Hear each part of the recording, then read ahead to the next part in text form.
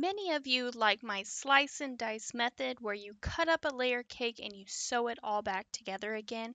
And my newest pattern called 4-patch squared is built the same way. And of course, all you need is a layer cake. Now let's go ahead and get started.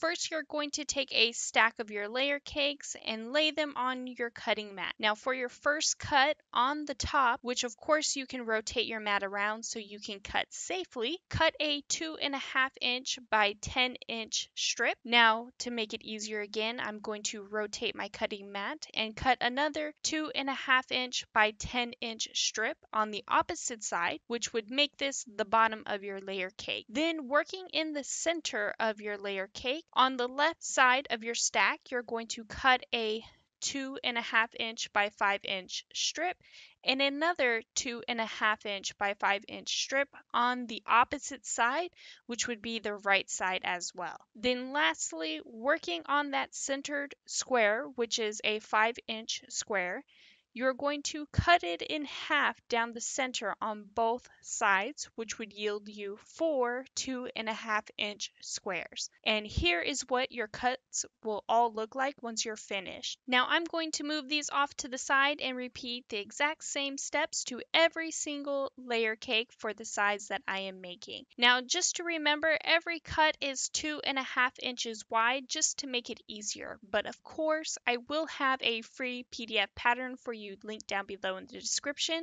and it is available in 5 quilt sizes: baby, throw, twin, queen, and king available for you. Now I am also using a very old layer cake which I sadly found stashed away in a drawer. So if you do like this fabric, I am sorry to say that you won't be able to get it. But I will have a link down below in the description of some new layer cakes for you all from a trusted quilt shop that I even purchased from, and it is an affiliate link as well, which thank you. Now after all of your layer cakes are cut up, we will be rotating some of the fabric around and sewing everything all back together again. First, we will be creating a 4-patch in the center. Sew your blocks together to form a row, and lastly, sew the rows together to complete the 4-patch. Now next, you are going to take your outer fabrics that are a different print from your 4-patch, and first you are going to sew the sides together. You can sew either the right or left side first, but after you sew one of them, then you're going to sew the opposite side next. Now do take note that it will be a little bit longer than your 4-patch, and this is normal. After you have sewn both sides together, you will trim the excess fabric off. Then moving forward, we will now need to sew the top and bottom rectangles from where we left off. And once again, these will be longer than needed, but afterwards you're just going to trim everything off again and square your block to an 8.5-inch square, and it's that easy. Now all you're going to do is repeat these same exact steps until you have enough blocks for the quilt size you are making. Now you can take your 2.5-inch squares that are opposite at a diagonal from each other and just grab a chunk of fabric and rotate them around to make a 4-patch that you can just quickly sew back together. Then you can take your outer fabric strips and also take a different chunk of stack and rotate them, but make sure they are all matching so they're all the same print.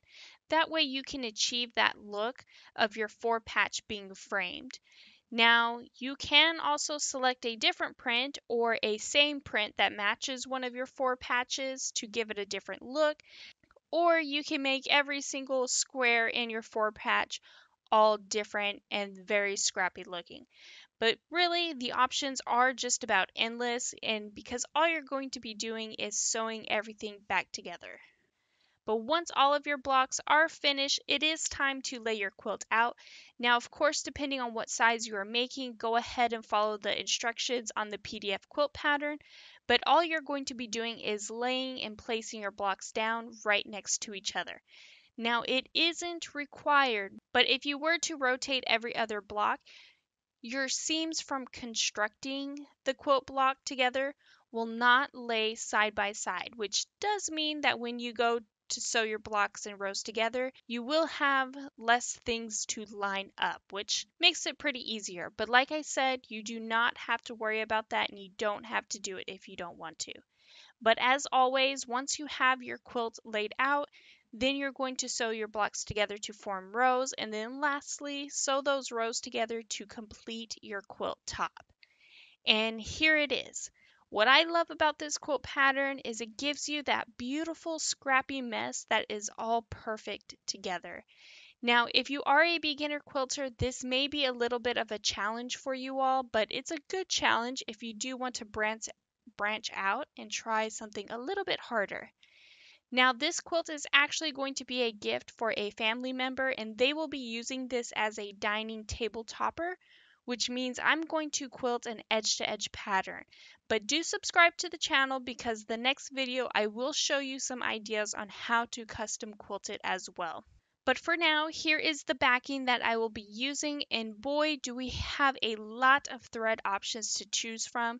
And I'm going to be using glide thread, and here are the colors that I have, and they are a rust brown, sand, sienna, leather, Bagabye green, and light olive. Now, all of these are actually really perfect for this quilt. I could use any of them and they would go just perfectly for it. But I'm actually going to go with the light olive because my family member's kitchen has a light olive green theme to it, and they have like green hints on their plates and their table decor, so that's what I'm gonna go with. And here is what the quilt looks like all finished. Now I went with an edge-to-edge pattern called Mahogany, which is basically a tree bark pattern. It is one of my favorites to quilt, which I will have a link for it down below in the description if you would like it. Now, I was going to quilt something like Christmas trees or like a moose, but sadly, I only have deer edge-to-edge patterns, which I thought might be a little bit funny since it's only mooses on the fabric. But if you could please take a moment to hit that like and subscribe button, hit that notification bell because in my next video I will show you how I will custom quilt this beauty.